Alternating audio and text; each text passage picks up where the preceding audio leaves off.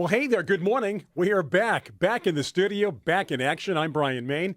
Hey, I've got Tiger Palafox, John Begnasco. We are ready for another hard-hitting, fantastic garden show here on Garden America. We trust you had a good week heading into the weekend. What better way to start your weekend than with us right here on Garden America? So thank you for being here. Tiger, thank you for being here.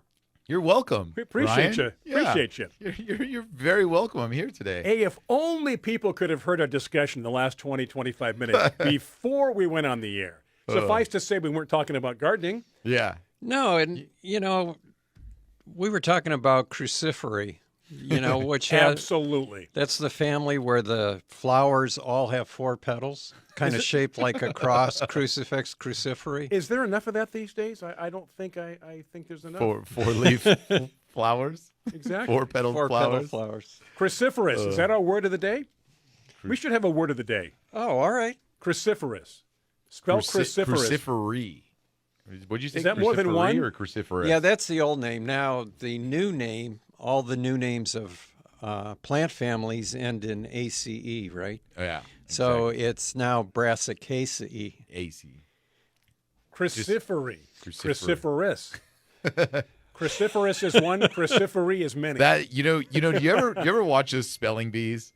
All of those spelling bee words are either some kind of medical term or some kind of plant or biological name, because we come up with the weirdest contractions and different use of words, different ways. Brian's becoming a cruciferous old man. Yeah, you're getting very cruciferous in your old age, aren't you? Yeah, I'm definitely. surprised you guys are both here. You survived the hurricane. Yes. Wow. Yeah. I was holding on to one of those, poles, and my legs were straight out. I was like, I was horizontal. Yes, that's what I'm looking. Horizontal. On the corner, some street corner. You got the image in your head. Hey, did any of your pots fill up with water Yes. and then not drain? One of my, which one was that? The one you gave me. I have two of them. The ones that are blooming late this year.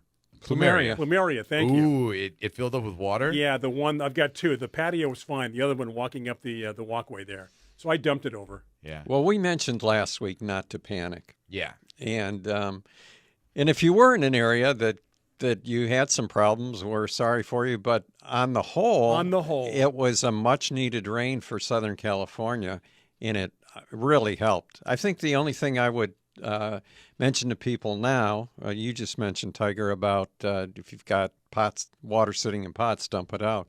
But also if you have water sitting anywhere, you dump it out so we don't have, with the warm weather, you could have mosquitoes, right? Right, or use a mosquito dunk.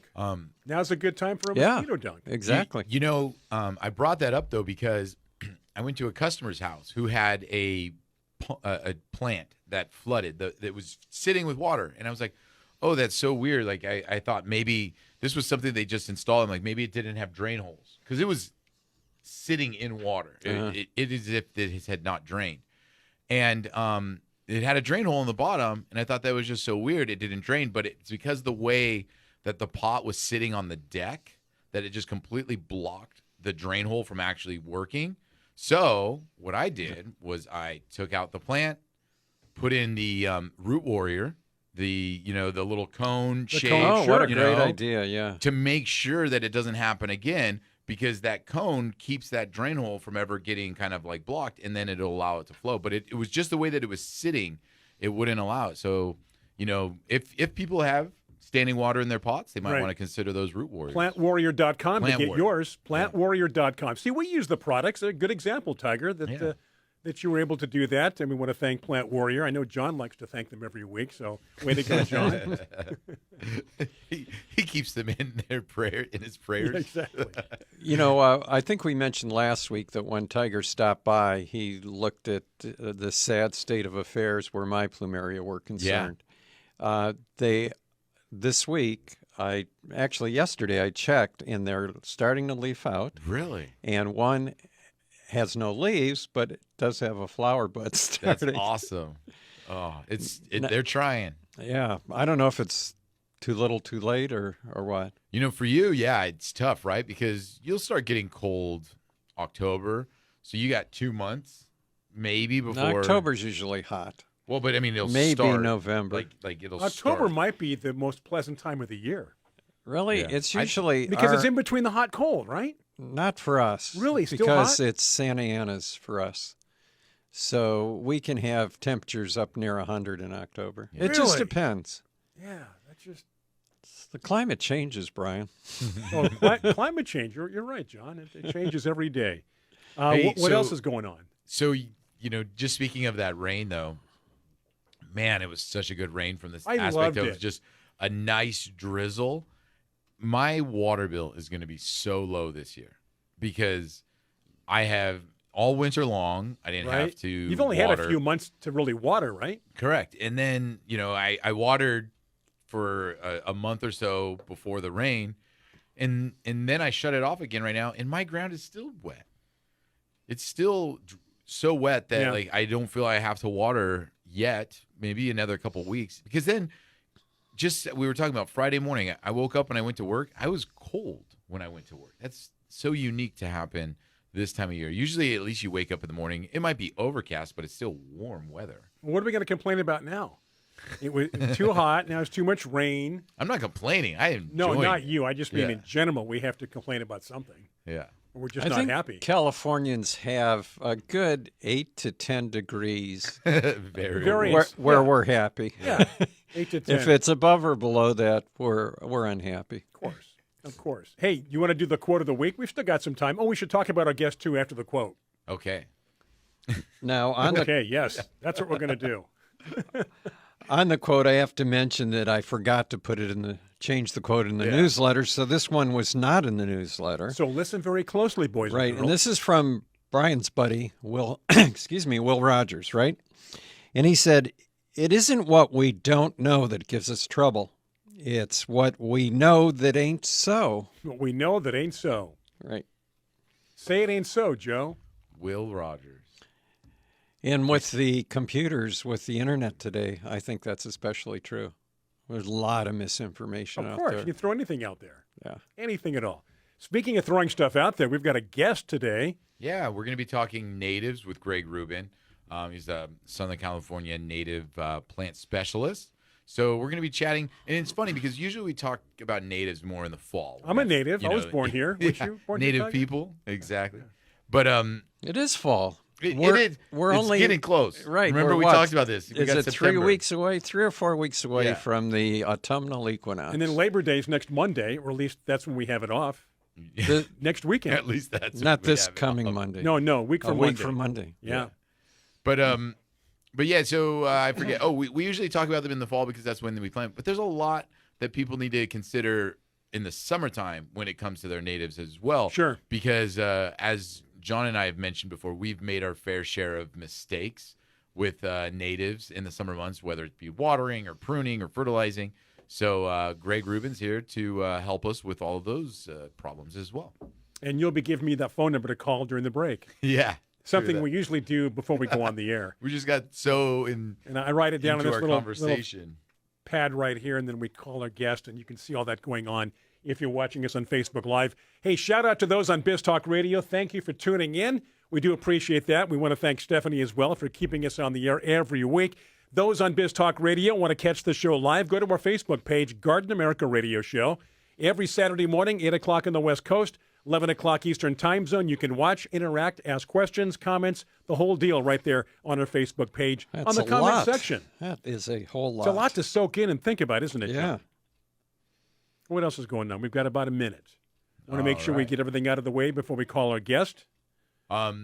Something that I was thinking about, and we'll talk about maybe after the interview with Greg, was as we're getting into this time of year with the cooler nights and shorter days now. John mentioned his plumeries just starting off. There's a lot of plants that I feel are going to be kind of weird to watch this fall for us in Southern California because we had that rain through the winter. We had that summer. We had that storm in the summer. That in my garden right now, I've just got plants that are just acting kind of like weird. Lemons that are, growing a lot but then not fruiting. I've got lime.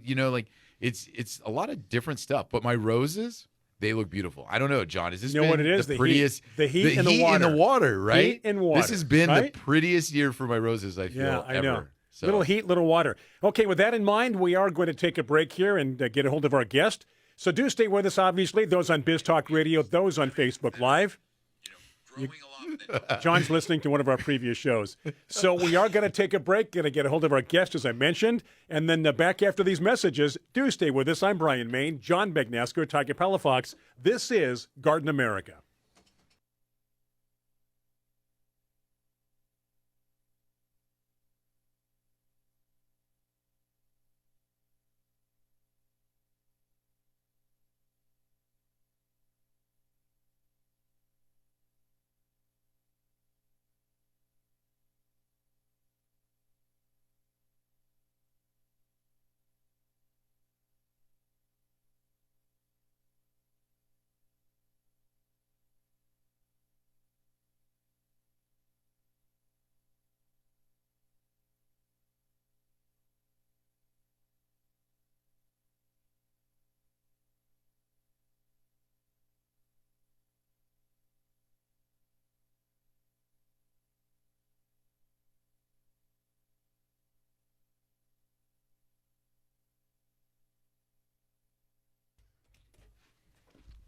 Okay, we are back, and I say back from the Biz Talk Radio break, back from the shorter break on Facebook Live. Thank you for joining us. Once again, this is Garden America. Now, during the time we have our guest on, so on and so forth, those on Facebook Live, feel free with your questions and your comments. As I toss to Tiger, he's going to introduce our guest for this weekend today here on Garden America, Tiger. Yeah, so this morning we have the luxury of having Greg Rubin on our program, California's own native and landscape design company, author, and California native plant specialist. Greg, good morning. Thank you for joining us. Well, good morning, Tiger. Yeah, so, hey, Greg, over yesterday when I called you, we chatted a little bit before this program, and we were chatting about a few things that, we wanted to talk about. But one of the things that, I kind of thought of after I got off the phone with you was just this kind of crazy, year that we're having here in California. Is this a good year or is this a bad year for California natives? If you were to look at it, because it's different. We had a lot of rain in the wintertime. We had a cool summer, and then we had a rain spell in the summer. Is this good for native plants or is this bad? It's an interesting question because what you said there was right. It's been a different year. Okay, it's hard to say whether it's good or bad. Certainly, we have a lot of installations out there, and they're all doing fine. Mm-hmm. But natives have a lot more adaptability in the wild than I think we give them credit for. And, our predominant plant community is chaparral in California. That extends all the way down into Baja, at least past Ensenada and the California floristic province. And just from the northern tip to the southern tip of that province, you have huge variations in typical weather patterns. Yet you still have the same species throughout. And I think what that says is that they can fairly well adapt to about anything that gets thrown their way. Okay. So real quick, didn't get a chance to introduce you too much, Greg, but wanted to get that question in. Your background with California natives, is this something that you studied in college? How did natives pique your interest? Yeah, it's interesting. No, I didn't actually study it in college. My degree and subsequent early career were in aerospace engineering. And Yeah. I did that for about 9 years, and I made the very logical career change to California native landscape contractor. It was actually a real passion of mine, an interest, and at some point in my career, I decided that I wanted to try to make my passion my avocation, my vocation, and knock wood, it actually worked out, and here we are. Ah, okay. And you've done design, you've done installation, you do maintenance. In how many years have you been, would you say, doing this, with actually some background? Because, I mean, the cool thing about being able to work in this field and actually do all the things you do is your experience. Because it's one thing to be taught it in school and then learn from a book, oh, you plant a seed note this like this, you water it like this. But then you're actually implementing it in a design, and then later on you visit it and see how it's doing. How many years you been doing this now? So I actually started as more of a hobbyist and then doing designs for friends and family back in the mid-'80s. Mm-hmm. And then I got my actual contractor's license in 1995. So, it's been official since 1995. Okay. Excellent. So, again, yesterday when we were chatting, there's a few things we wanted to talk about. One of the big things, though, is that this is usually not the normal time to be chatting about California natives. Usually in the summer months, we kind of just leave them alone. We kind of forget that they're there. But we mentioned there's quite a few things that people need to consider. What are a few hot topics that people need to consider when they're taking care of their native landscape during the summer months? Well, I think one of the foremost ones is that it's kind of a myth, honestly, and I understand it. But, there's this idea that you can't plant natives in summertime. Well, it turns out that you can plant natives all year long. And if you plant in summer, you just got to give them a little bit more water. Mm-hmm. Sometimes you have your best availability of native plants during the summer months. Often they look the best in their pots. And by purposely not planting in summertime, and yes, I admit it's easier, in fall, winter, and the soil's cooler and wetter and all that. But, just like any other landscape you'd install in summer, you would just water a little bit more, and it's not that much more. And within weeks, you're onto a regular schedule. But think what it does to, native plant nurseries, that they can't sell plants because of this during the summer months, and think about all the growth time you're losing, and think about the fact that since everybody's waiting for fall, you go in the nurseries and nothing's there. It's all sold out. So, I mean, it's just things to consider. And, certainly I'm a contractor and I have to eat. So, we put it to the test. And after 800 plus landscapes, the verdict is in, I would say. And we plant all year long. And then there's also maintenance considerations, as you mentioned. A lot of times you can leave them alone, but if the plants are dormant, if they're past their bloom cycle, it's not a bad time to trim them out since they're asleep anyway. Go ahead and prune back, cut back all the dead flower heads. Sometimes we'll leave them on for birds, for seed and stuff. And once they're empty, we'll come in and we'll just clean them up and get them ready for fall. And when the rains come, then they wake up and away they go. And that's for your summer deciduous plants. When we design landscapes, we use a high proportion of what we call evergreen plants that don't drop their leaves, that don't shrivel up. That's about actually 75% to create the backbone of a landscape, especially in residential areas. Yeah, you want it to look good all year long. So there isn't a lot that we're doing on those.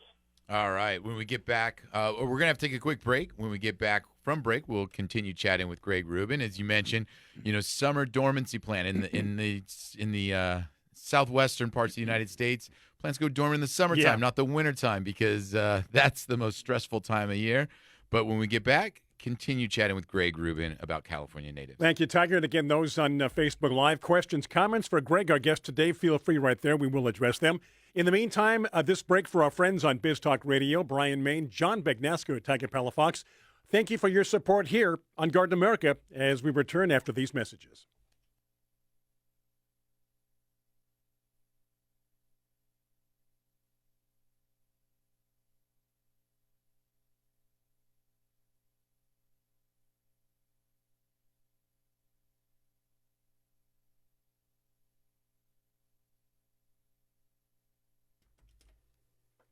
All right, we are back from the break. Thank you for tuning in as we broadcast live, at least right now, unless you're listening to the pre-recorded show. This is Garden America.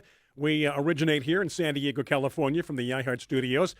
Greg Rubin, our guest today, talking about natives, Tiger. Yeah, Greg is with California's own Native Landscape Design, Inc.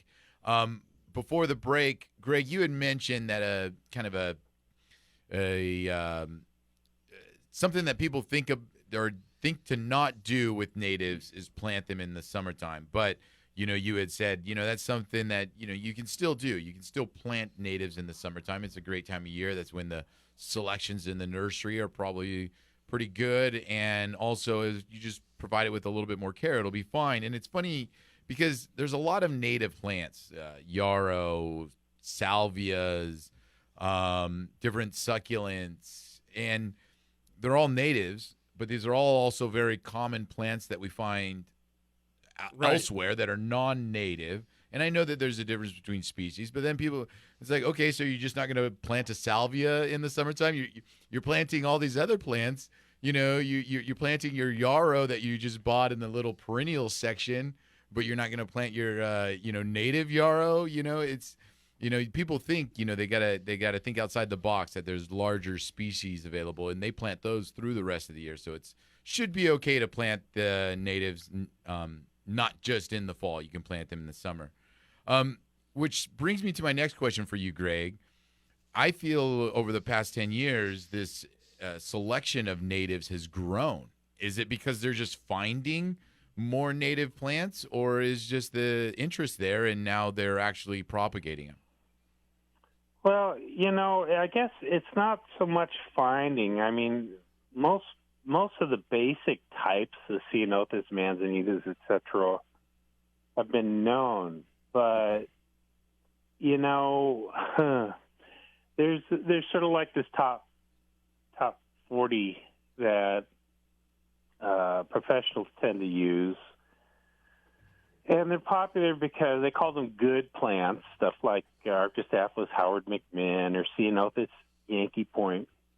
I call them quote-unquote good plants because they don't die.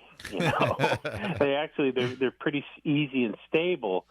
But we have to realize the reason that they're easy and stable is not for their drought tolerance, it's for their ability to withstand water. And there a lot of folks out there think that watering just a couple times a week is drought tolerant, and our goals are typically a couple times a month during summertime and off during the rest of the year. And so it's an order of magnitude less watering than you would associate. So what's happened now is we learn how to work with natives. And basically working with natives is about restraint, right? We don't typically amend the soil or fertilize, or just a lot of basic things that we do when we plan and install native landscapes that are not more difficult, but just a little different than ornamental horticulture. And when we follow that, we find, lo and behold, gosh, we're able to keep all these really cool plants that we've known about alive and prospering in our suburban landscapes. We just have to overcome a few of the sort of ornamental horticultural, groupthink on that, and also just try to emulate natural conditions in your yard instead of quote unquote improving soils and things through amendment that really actually works against establishing a native ecology. Yeah, and you got to define those zones in your yard too, right? Because, if you're trying to incorporate your Ceanothus with other plants that do require more plants that might be considered, drought tolerant, or Mediterranean, just to, Polygala or Rhaphiolepis or some of these other plants that, they do need a little bit more water than maybe your natives. So you're saying, Yankee Point, can tolerate more water. That's why it's more successful here. Where if you want to pick out some of those other natives, you have to be ready to shut down the water for longer periods of time. Now, Greg, you're also a huge fan of overhead saturation watering, right? And not the drip systems because, again, natives don't like to have the roots always wet? Well, I wouldn't necessarily say saturation watering, but overhead general area watering, basically rainfall. Yeah. I mean, that's what these, chaparral has been around for millions of years. That's our predominant plant community in California. And these plant communities have been around for millions of years, and the way they get watered is by rainfall. And so typically what we try to do within reason is set up, basically the conditions that ecosystem would see outside of the neighborhood to give it a chance to develop all those natural adaptations that they already have to promote those for the maximum chance of success. And so we like to use low-volume overhead irrigation systems where possible. Now, if you have narrow planters that are only a few feet deep in that, then we go to more of a inline-type drip-type system. My thinking's changed on that over the years. Don't like the little single-point emitters, but the inline ones are probably the next best solution for getting more of a distributed watering pattern. But in general, almost all of our landscapes get set up on overhead irrigation. It's worked fantastically well for 30 years. And, like I say, it promotes that natural ecology and also hydration of the plants, which has and cutting down on the transpiration in that process. And through that, you really can create some fantastic fire resistance. Yeah. As well as keep the plants dusted off and they're healthiest. John believes in evolution in that way too, where he tries to make all of his plants just adapt to where his climate is, to where he is. So he puts them on the brink of death before he gets them water again, and well, that's not true. However, now that you brought that up, I planted. Tiger did some planting for me at the beginning of the year, and I've always been fascinated. And if they died back in the warm weather, right, they're just a huge perennial, basically, and that's sort of the natural cycle. Okay. But if they died back, when they should have been putting on growth or just at least been happy in that, it could be problematic. But in general, if it actually went to the point where it got big enough to flower in that, and then it went dormant, there's a good chance that they will come back. All right, well, I'm going to wait. I'm not going to dig it up. Don't give up. And I did not look at it funny. I looked at it very seriously. Well, we'll see what happens. Hey, now, Greg, you mentioned something before I mentioned John's watering techniques. Getting into this time of year also for Southern California, we do worry about fires. And, you have been helping California learn a little bit about native landscapes and fire breaks. Well, what did you find in your research is important for people to consider for their gardens when it comes to having a fire-safe garden? Yeah, well, you can't really say fire safe, honestly, because anything will burn and just about anything could be treated in a way that helps with its fire resistance. But let's say a fire-resistant landscape. What we really learned, and this didn't originate with me. This goes back to Bert Wilson, who may rest in peace, founded Las Politas Nursery, which is just this incredible resource on native plants. And Bert also was a 14-year CAL FIRE firefighter. And what he started beating into my head when I was his grasshopper and learning all this stuff was that it is not about plant lists. Everybody, wants to know, okay, what are the fire-resistant native plants? Well, it doesn't really actually work that way. It's all about hydration, not plant list hydration. And Hey, Greg, sorry to cut you off. We are going to have to pause for a quick second for a commercial break. When we come back, we'll continue chatting with Greg Rubin. You betcha. And those on Biz Talk Radio, these commercials coming up, these great sponsors are for you, so do stay with us as we continue. This is Garden America. Thank you for tuning in.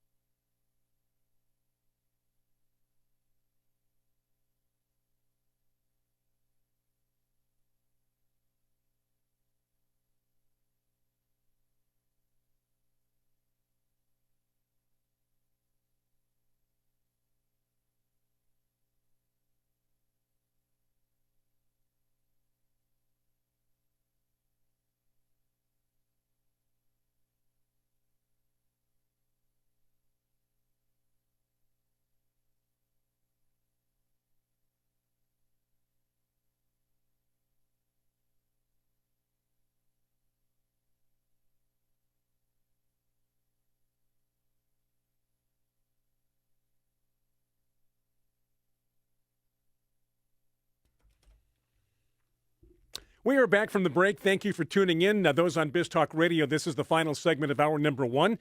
News coming up top of the hour. We do have 2 hours, by the way. We come back at 6 minutes after. So do stay with us if you're on Facebook Live and rejoining us again. Thank you for your patience. Patience, I should say. We had a little technical problem in terms of our video, but we are back on. We are back live. So tell your friends and your family to go ahead and refresh and get back online here on Facebook Live. We've got our guest still with us, of course, Tiger, talking about native plants, California, and I guess in some cases we have an Arizona question too, right, John? We do. Yeah, let's we'll get to that Arizona hold on question. to that. Right. But Greg, you want to finish up the last thought? Yeah, please. Greg, before we move on to the question, you were saying when it came to fire safety and the landscape, that in the research, it wasn't always so much about plant selection, it was about hydration in the plants? Yeah, that's correct. And, we part of that overhead watering regime is to cut down on the moisture loss, the plants, cool them off, dust them off, but also the mulches that we use. And typically with the chaparral plants, we like to use something called shredded redwood bark or gorilla hair. And that's a point of real controversy, too. But we've had 20, homes survive fires without a loss. And it seems to be working beautifully in fire situations. So yeah, it's about hydration, not about the plant selection necessarily. And yeah, we've had pretty good luck. So when you talk about that, let's say there is a home and it's got a one of your designs around it, and as you mentioned, in the summer months for these California natives, it might be watering twice a month. Is that what you're looking for? And I know every place is different. I know this is a hard question, but I mean, you're not telling people to water their landscapes every 3 days to create a fire-safe landscape. It just has to be enough to be a viable amount of moisture in the plant and keep the plant somewhat healthy and strong, right? Like you're not trying to get people to overwater their yards in those situations, right? Right, and that's a great question, a great point. So if we're near the coast, we're watering maybe once every, 10 to 14 days because it's cooler and moisture, and we have fog drip and stuff. Mm-hmm. Let's say if we're inland in San Diego County, like in El Cajon or Escondido and that, we may be watering 3 times a month. And if it's a really hot, exposed, rocky, south-facing slope, maybe we're watering once a week, okay? But we're only putting down about 0.2 of an inch of rainfall every time we water, so the accumulated total per month is less than an inch, right? And if we get one of these occasional thunderstorms, like maybe last Sunday, you can get well over an inch, and in our case in Escondido, we got 4 inches, which was great, and the plants are great. Okay. John, do you have that Arizona question with you still? Yeah, Kim lives in Tucson, Arizona, and she was wondering when the best time to plant wildflower seeds, because she put some natives, and I guess it might be good also to mention when you buy wildflower seeds for natives, where is that native wildflower from? Right. Right. But anyway, she said that she planted last October and virtually nothing came up. So she's wondering if she should put them in September in Tucson or wait till October. So first off, I want to mention this is an exception to my plant year-round thing, by the way, live planting. Little disclaimer. Yeah, you might want to wait till the weather cools to do your planting in Anza Borrego or Tucson or Phoenix. Right. Mm-hmm. But in general, when it comes to wildflower seeds, you're trying to plug into that natural cycle. And in the desert Southwest, it can actually be a little bit different because sometimes you'll get wildflower recruitment during monsoonal weather when it's really wet. Yeah. Right? And so I'm not an expert on Tucson, but I would still tend to probably put wildflower seed in, especially if it's local. You want to use the actual local wildflowers that are adapted to that climate. I still think you're okay sometime in fall. If stuff isn't coming out, wildflower seed is not the easiest thing, guys. It's not like, plant it and they will come, or, they'll show up. The thing is that you have to do some prep work, and you have to really get it cleaned up and get your weeds out of there. And, make sure you have as clean and mineralized environment. You don't want to be amending the soil too much if you can avoid it. I don't think that the problem was necessarily the timing. When we put it down, we like to kind of rake it in a little bit, and then we like to trample it, and make sure there's good contact with the soil there. Everybody thinks that you just I wouldn't throw give it up out. on it necessarily. And finally, once you put it down, you want to, even if there isn't rain, you want to keep it moist until things start germinating. Not soaking wet, but just lightly moist. And these are very shallow seeds, so, you may have to do it light, frequent watering so that it doesn't completely dry out, because that's really when stuff germinates, is when there's a extended period of moisture in the soil, so that the little tiny seedlings that are germinating don't get incinerated. Yeah. Hey, and we're going to have to take a break in about a minute, Greg, but what do you think about those seed balls that people always talk about making? They put their little native seeds into those kind of soil/clay balls, throw them out there into the open spaces. Do you have any success with finding anybody using that, or is that kind of like, not really? I've never done it myself. I generally like the spirit of the idea. Yeah. Like I say, wildflower seeds with natives really need a little bit more TLC than that, but sometimes the poppies and lupins will come up and clark you. But you want to make sure that you're using local species. You're not contaminating, because if it's not local, it's a weed pretty much. Yeah. And the other thing is that... Sorry to cut you off again, Greg. We're going to take a quick break. When we get back, we'll continue chatting with Greg Rubin. Yeah, those on Biz Talk Radio, the break's going to be a bit longer. You've got news coming up. We will be back with you 6 minutes after on Biz Talk Radio. So, of course, if you can, do stay with us. Hopefully your market carries both hours, at least one or two. We appreciate that. Those on Facebook Live, yes, we are back on. Problem solved. Do stay with us. We're going to take a break. I'm Brian Main. John Begnasco, Tiger Palafox. Thank you for tuning in and listening and watching Garden America.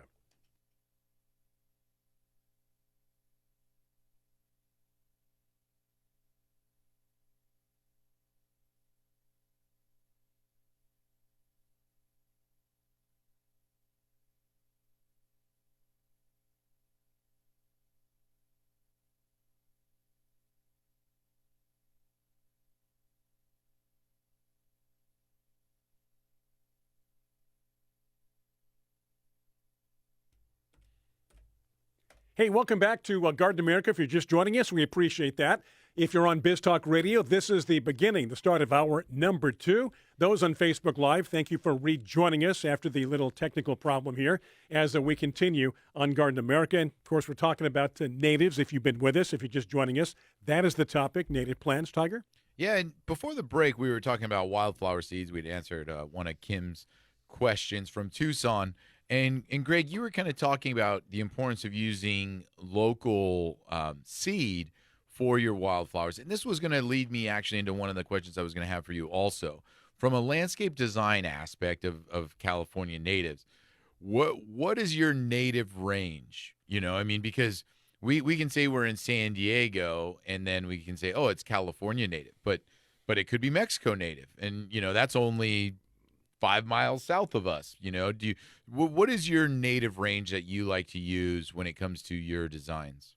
That's a great question. And for me, California native, honestly, is anything that grows within the California floristic province. However, I do try to emphasize my local plants when I'm doing live plantings, not only just because it's more locally appropriate and they do better, but, it also gives us a sense of regional identity. But one of the things, one of the kind of the dirty little secrets in the native plant industry is a lot of the plants we use aren't actually from this area. Ceanothus Yankee Point we talked about earlier comes from Monterey. Right. Okay. And so most of our protocols are actually driving towards making our site appropriate to support plants that may not be from this exact locale. But fortunately, we're able to usually achieve a happy medium. And the reason we use a lot of plants from, especially up north, it's mostly ground covers, and they evergreen ground covers that create the backbone of our landscapes often come from central northern coastal locations where they've adapted to constant sea spray and salt wind. Whereas down here it's so hot and dry that it's hard to actually find evergreen ground covers that are native here. We've got a few, and we're trying to discover more, but a lot of those actually come from up a little more northern locations. Yeah. It's a tough game to play when it comes to that, right? Because you're trying to find a plant that will work, but it might not necessarily be directly native. And kind of the last question, we talked about this yesterday as well, and you wanted to get the information out when it came to pruning some of the natives. You guys have found some new research that's going to help people out? There's a couple quick aspects on that. They're actually not quick, but I'll touch on them. The first thing is that the suburban environment is really presents certain challenges that we need to be aware of. And one of the issues we have are pests and pathogens. Okay. And a lot of these, unfortunately, came in on the non-native plants that we use ubiquitously in our landscapes. One of the worst is Argentine ants, which are little ants that get into your kitchen and bathroom and dog food. And they actually are literally the root of all evils. They like to nest in the roots of plants and will often spread sucking insects that they use for their honeydew and diseases directly into the roots of the plant. And so that has to be dealt with.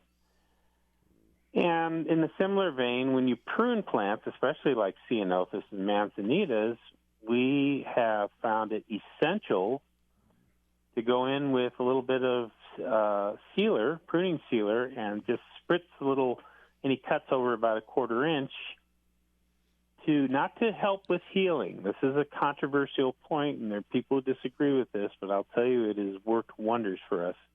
Not to promote healing, but to act as a Band-Aid to keep pathogens from getting in to the wood and actually infecting the plant and killing that whole plant, or at least that whole side of the plant. Really important, because apricot dieback has been very well known for 70 years, and that's what often causes whole sections of Ceanothus to die, and to die prematurely. And we do it with all our woody shrubs.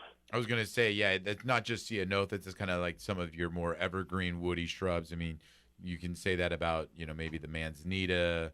What are some other plants that you would consider that woody shrub that you would do that for? Yeah, Ceanothus, manzanita,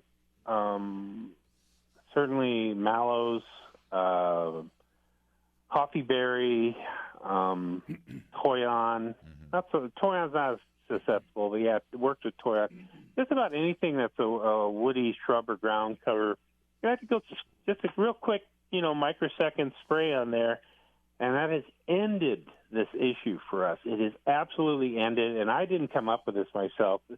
Dave Frost talked about it in his book on Ceanothus, and now UC Davis is talking about it and stuff. So it really works great, and it's very inexpensive and not even that time-consuming. You just have it on your belt when you're pruning and end a problem.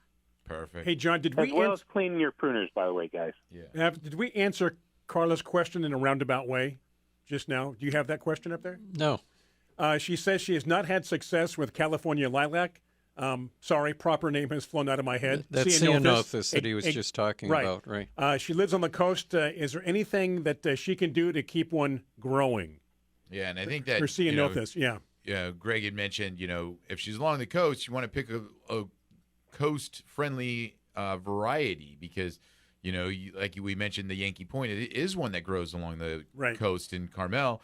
But, I mean, you wouldn't want to pick something that's native to the mountains in Cuyamaca because and try to grow it along the coast. Dry one, and you don't dry out along the coast. So Carla's in Huntington Beach, so Yankee Point might be good for her, right? Yes. Exactly. Yankees are perfect for that. So, Greg, calown.com is your website for more information. You've got a couple books also that you've been involved with that people can get a hold of if they're looking for a native landscape design. Really nice one he wrote with Lucy Warren. Yeah, right? Yeah. Oh, thanks for mentioning that. Sure. Yeah. And we put a link in our newsletter. I saw it's available on Amazon. I don't know if it's available on your website or not. We usually link to Amazon on that. Yeah. So, so for more information or to get a hold of Greg, Calown, CALOWN.com. And Greg, lots of great information. Thank you very much for joining us this weekend. And, we'll chat with you again in the future. Oh, I'd love to. Thank you for having me, guys. All right. You take care. Thank you much. All right. There he goes. A good one, Tiger. Man. Glad you located him. Glad you found him. Glad you found him. He's native. Yes, absolutely.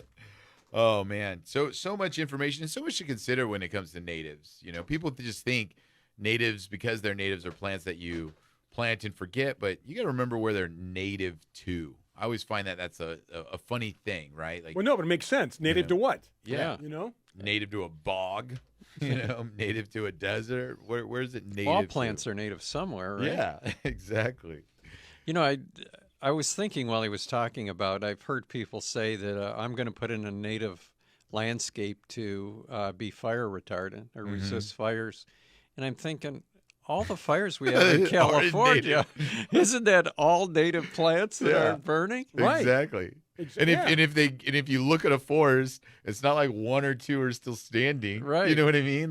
Right. So what Greg was saying was that hydration was more important. Yeah. Keeping them healthy, keeping the plants strong, having that moisture, that water content in the plant, so as the fire moves through, it doesn't burn it. It's all about two things. Number one, buying time. Hopefully firefighters can get to your location and then protect your home. And then number two is creating that defensible space, which is that bridge from the native landscape, the shrubs, to your home. And John, I mean, he's sitting on top of a hill. In theory, it'd be a perfect ladder a fire would go up the hill to your home. But you have a wonderful fire break between you and your native landscape that it would probably, and you don't have trees that are like hanging over your home, that it doesn't create that ladder, doesn't create that bridge. Only effect. the ones you just planted. Yeah, not yet. They're still young, too, though. Okay. All right, we're going to take a break. We are back on the Facebook Live. Those on Biz Talk Radio, thank you for tuning in. So do stay with us, pausing for these messages. This is Garden America, and when I mention messages, I'm talking about Biz Talk Radio. Stay with us.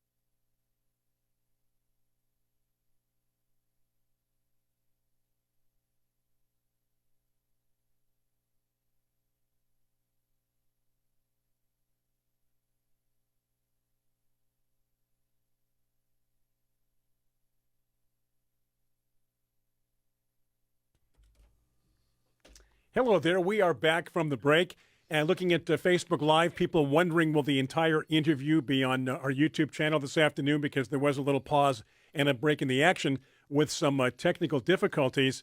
Our webmaster, Daniel, will be uploading that show on our YouTube page this afternoon. So there could be a little break or like an edit break there where we jump from part of the show, then we had the problem, and then resumed again. So go ahead and give it a shot this afternoon as you go to our YouTube channel, our YouTube page, Garden America Radio Show. Every show uploaded to that every weekend, so you can rewatch as many shows as you want to, pause, rewind. And yes, to answer somebody else's question, we are recording every week. We just had that little glitch, John.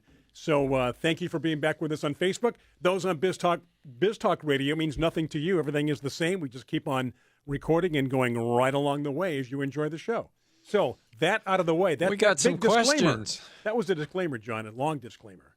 But you said we had questions. We do have questions. Let's get to questions, shall we? How about Hastam's question from our buddy in Pakistan? Yes, sir. And Hastam wants to know the difference between grafted avocado and a seedling avocado. Well, a grafted avocado would be something that's grafted to what, in this case, prevent disease or what? Well, to hardier rootstocks usually. Rootstock? But the only way to maintain a particular variety is to have a grafted avocado. A seedling avocado, grafted varieties have characteristics that you know are going to be held true. On a seedling avocado, it could be up to 20 years sometimes before they fruit. Mm-hmm. They could fruit younger too. You just have no idea. And then on a grafted avocado, if you put in a Hass avocado, you know you're going to get nutty fruit with a lot of oil in it, and it's going to be a certain type tree, spreading tree. You'll know all those characteristics. So in general, depending on the availability, you'd always want to put in a grafted avocado. Never a seedling. Correct. Yeah, exactly. Yeah. It's a lot of time and investment for no secure payout, right? But that being said, Don Galagli in La Jolla, California, put in a seedling avocado and got a new variety that it's fantastic. Exactly. It's called the Don Galagli avocado. It's a gamble. Yeah. Hey, and by the way, on Facebook Live, if we missed your question, go ahead and repost it. Bring us up to date. Yeah, and real quick, I got a question from Bill Watkins in San Diego in North Park because I know Bill. So if Bill's still watching the show, good morning. Sorry we didn't get to your question earlier. But he planted a sapling cherimoya about 3 months ago, and it's not thriving. How can I turn things around?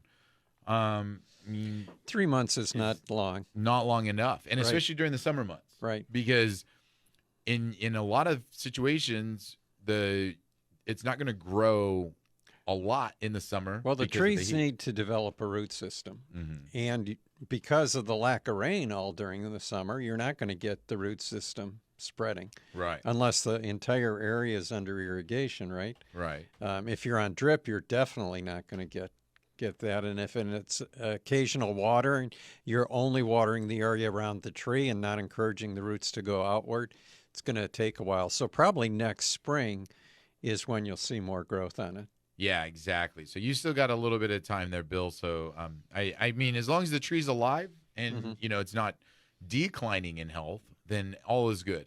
If you're declining in health on anything newly planted, you can have a watering situation, drainage situation, or just poor location.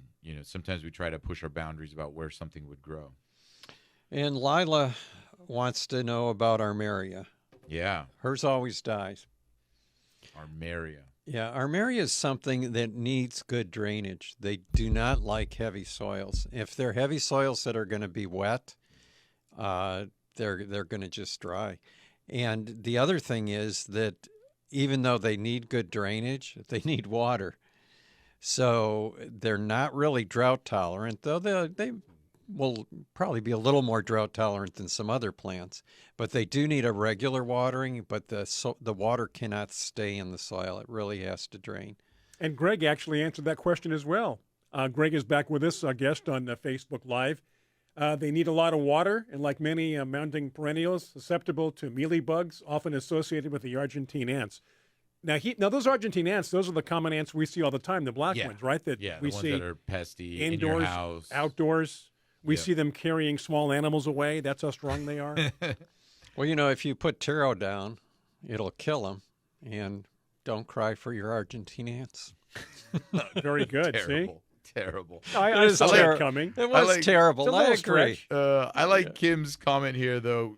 I know we answered her questions about the native seeds in Arizona Right. already, but her comment is, I spent close to $300 on native wildflower seeds. I literally had one flower come up. I don't know if it's a viable company, and it states that it may take a few years. But and that is true about the native wildflower seeds too, is that sometimes they're all going to come up the first year. Sometimes they'll come up, in the years afterwards as well. Some seeds, need that first year to be there to actually, germinate. Some seeds need to have a wildflower fire over them to germinate. Maybe, you missed a time when it got watered or soaked in, but then the next year it does. So, that is something that will happen, is you'll plant them year one and not see a lot. Right. But then year 2 or 3, you'll see some better results. It just depends. And Greg mentioned use a local source for seed, that has the seeds for your area. Right. When you're building a home, you have to get fire inspection, and one of the things you have to have is hillsides covered. So people usually go through and hydroseed. In the first year, we had, a few plants come up, and then the next year, actually a few more. And then this year, I had African daisies, Iceland poppies, gazanias. That you didn't see in year 1. Right. And I'm thinking that it's not the original seeds germinating, but once you get a few things take hold, they go to seed. And that's important to remember on wildflowers, is don't cut them back. Right, let them go to seed. Yeah, you have to let them go to seed if you want them to come back every year. And the tendency might be because they look kind of ratty. Oh, it looks like a weed patch. Yeah. That you want to cut them back. And it's tough too, because sometimes things are blooming and when others are not, and you're like, I want to get rid of those because they make the area look bad. Exactly. These plants are blooming. Well, you need to let them go to seed. Did you see that question on how to identify a climbing rose, John? How to identify? It's the one that's scaling the wall. The one that's scaling right up the wall. Yeah. I mean, there's books out on climbing roses. You can, get a book on climbing roses and flip through it. We did a show on the website called Help Me Find Roses. Right. Yeah. Right. And it's only $20 a year to be a member. You can use the site for free, but the thing about being a member for your $20, you can go in and you can search roses by types. So you can search for climbing roses, and a whole list of hundreds of climbing roses will come up. You can just flip through the pictures and see if it looks like color. We got to take a break. Right. On that note, so 2 more segments remaining here on this Garden America weekend, or whenever you're listening. Brian Main, John Bagnasker, Tiger Palafox, back after these messages for our good friends on Biz Talk Radio.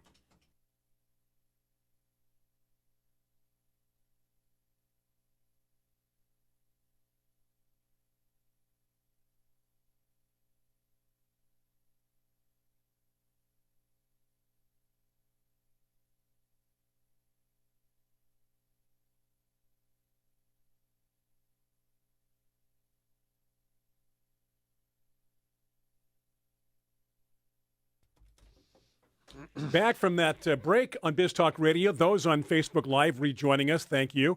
If you're back with us and we missed a question, go ahead and repost it, and we'll get to it just as quickly as we can. Hey, John, this week I was out at a garden, and it was kind of interesting. I was replanting some roses for this woman. She had some that she wanted taken out. She just didn't like the way they performed and wanted to replant some new ones. Mm-hmm. And she had these tree roses, and she was like, hey, where should I want to replace these ones here. Should I put them here? And it was the weirdest thing, because where she wanted these plants taken out that hadn't done really well, the best I could describe them is they were a climber or some kind of rambler that had been grown up on a stake and tied up on a stake. So big, sprawling, about 6 feet tall, on a stake. And I was like, well, I think it's weird that you planted these in a rose bed. You know what I mean? Like, right. You have these hybrid teas, and then this. What were you thinking here, right? But when I went to go pull out the Rambler Climber Rose, It's Dr. Huey rootstock. well, then my question, they were dead tree roses. So the tree rose part had died. Right. And then the under part, the root rootstock. graft, the rootstock that's what I was actually seeing. What I mean, do they use like that? Is that like Dr. Huey? Is that like it looked like a climbing rose? I would have thought that on a tree rose, the tree part would have been the rootstock, but it's actually grafted also down there. On a tree rose, there's usually 3 roses. Oh, okay. They have the rootstock, then they have what's called an inner stock, that tall piece. That tall piece between. Right, and then they graft the rose you want onto the top of that. So the tall inner piece had died. Right. The top of the part had died. So now I was dealing with the rootstock. Right. Oh, okay. Yeah. Interesting. Hey, Tony in Connecticut mentions that Help Me Find is worth every penny. And it's a nonprofit website, and there's no advertising on it. Yeah, they don't profit from your mistakes. No, they don't, but they might save you some mistakes. Sure. Hey, certainly no mistake if you want to go with us to Costa Rica in April next year, 2024, the 20th through the 29th. You could make a mistake if you wait too long. That's a good point, John. Don't wait too long. Room for what, 38? I think so. 38 people. If you want the entire... Originally, because a lot of the seats are filled now. If you want the entire itinerary, go to our website, gardenamerica.com. Check it out. Jungles, beaches, volcanoes, monkeys, parrots, coffee. Us. Exactly. So check that out, gardenamerica.com. Costa Rica next year. These names that I'm seeing on Facebook Live here, we want to see those names in person in Costa Rica. Those on Biz Talk Radio. Some have already signed up. Check it out. Yeah, some of these people online have already signed up, and they're going to be there with us. Right. So go to gardenamerica.com and check out all the information. Thanks to Colette Travel this year, taking Garden America to Costa Rica next year. The price online, by the way, is the all-inclusive price. If you, the price with non-airfare is around $1,800 per person. If you happen to have frequent flyer miles, we always get that question. Well, I'd like to go with you, but I got all these frequent flyer miles I'd like to use. You can arrange for your own transportation if you want. But if you do go with the package, then they pick you up. They pretty much coddle you the entire way. Coddle you. I want to be coddled. I think that we had some restraining orders, and there's no more coddling. Oh. Well, it depends on the country we're going to, right? And I did forward the email because I asked Jonathan from Colette, confirming, hey, it included transfer to and from the airport, because John wanted me to confirm that, which I agreed. And I sent you the email, right, that he confirmed it. So even if you're in Idaho?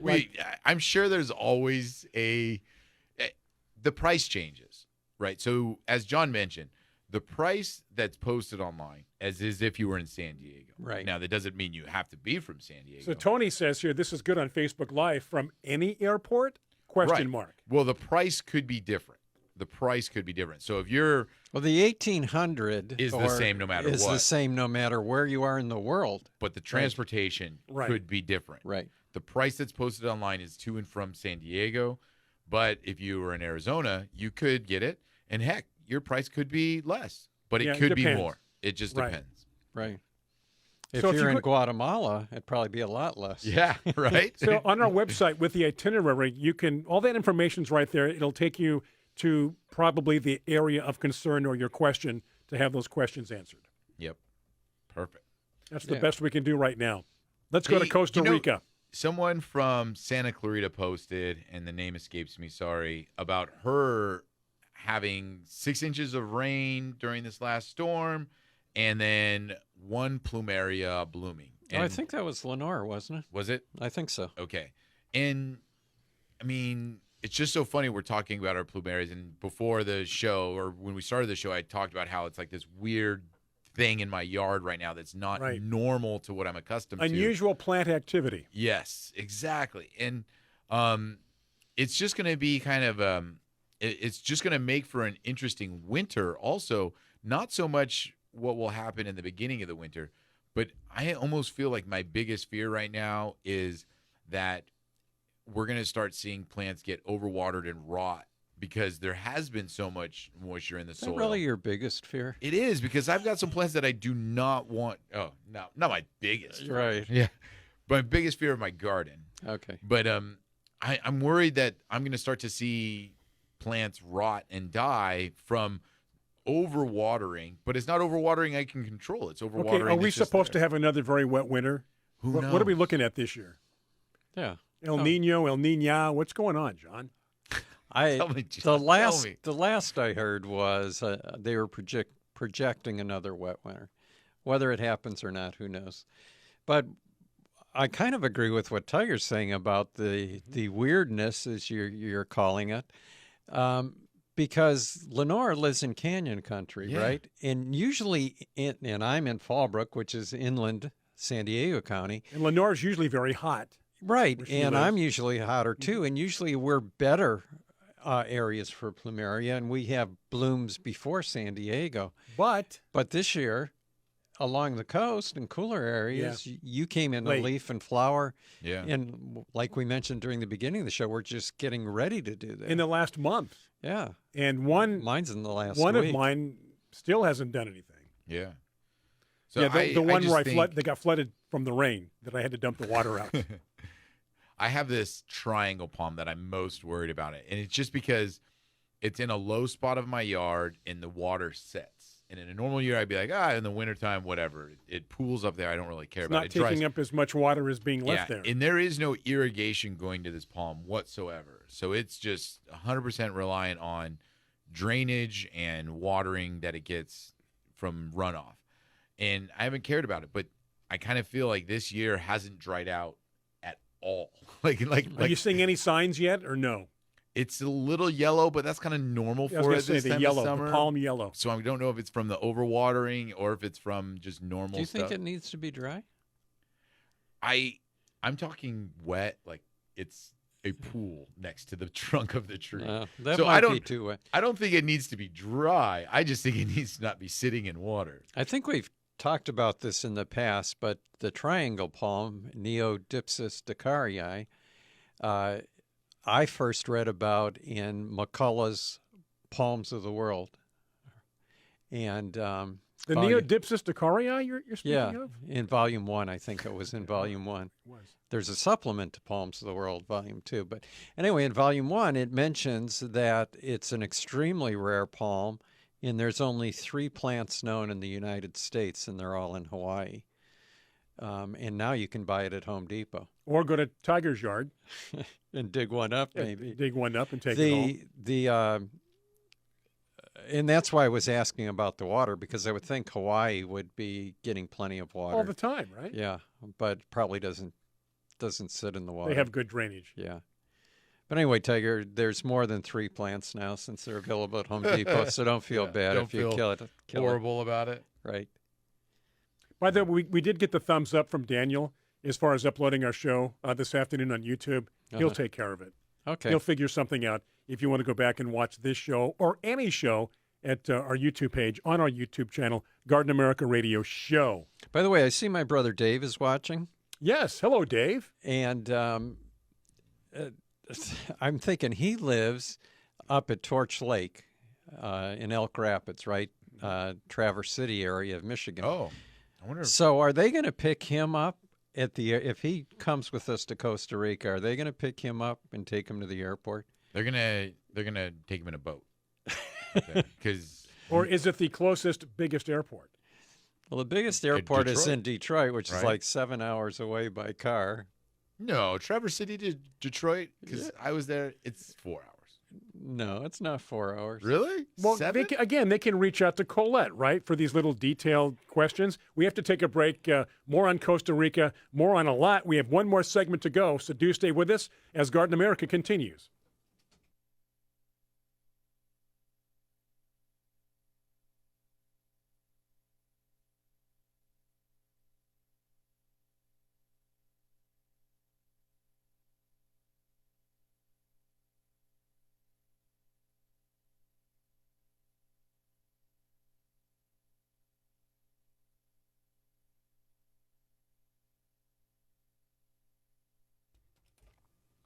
We have made it to our final segment, those on Biz Talk Radio. Appreciate you tuning in.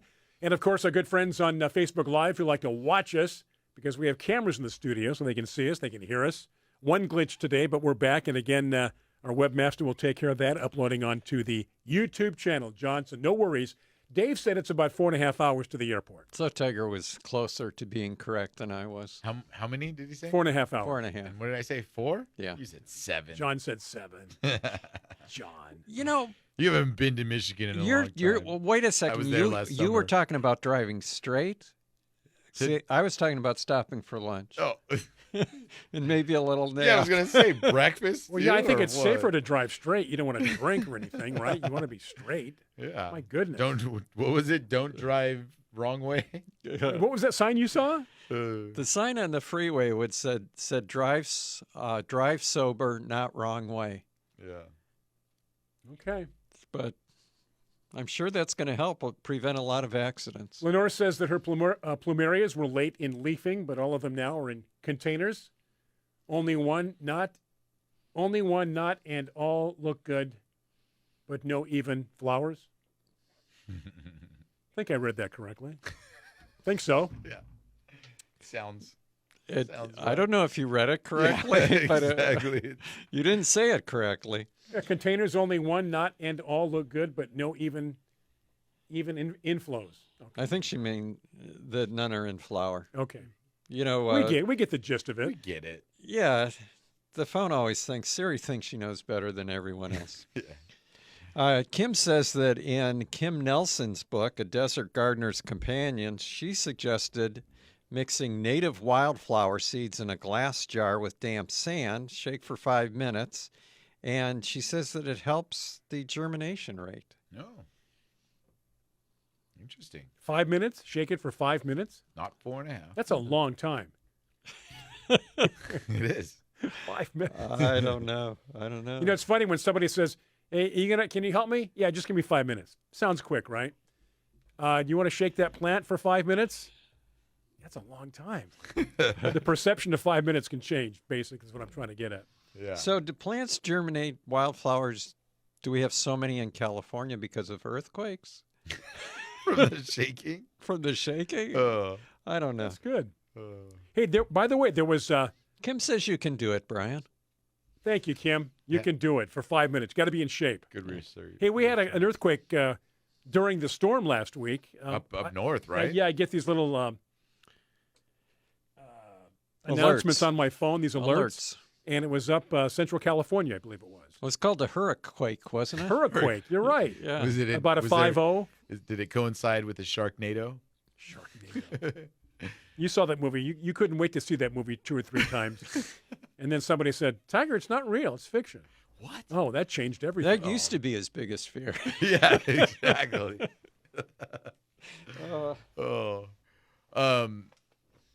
You know, that is one thing, and I mean, I guess knock on wood, but I don't feel like I've felt an earthquake in years.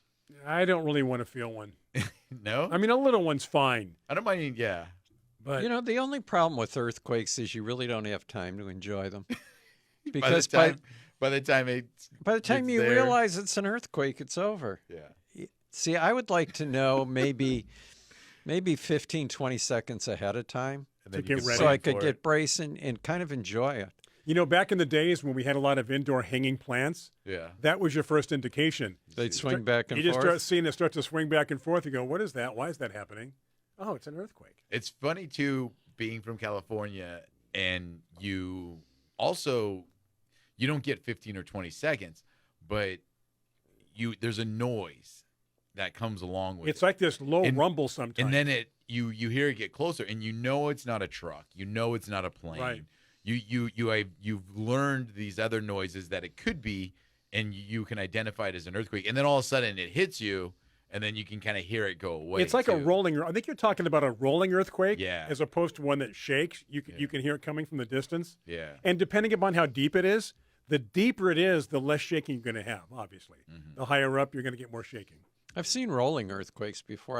I remember looking out my front door, and I think when I lived in Duluth, but seeing the actual landscape roll. Oh wow. Right. Yeah. I remember as a That kid was the last one I really enjoyed. I in think. Pacific Beach, we had one years ago.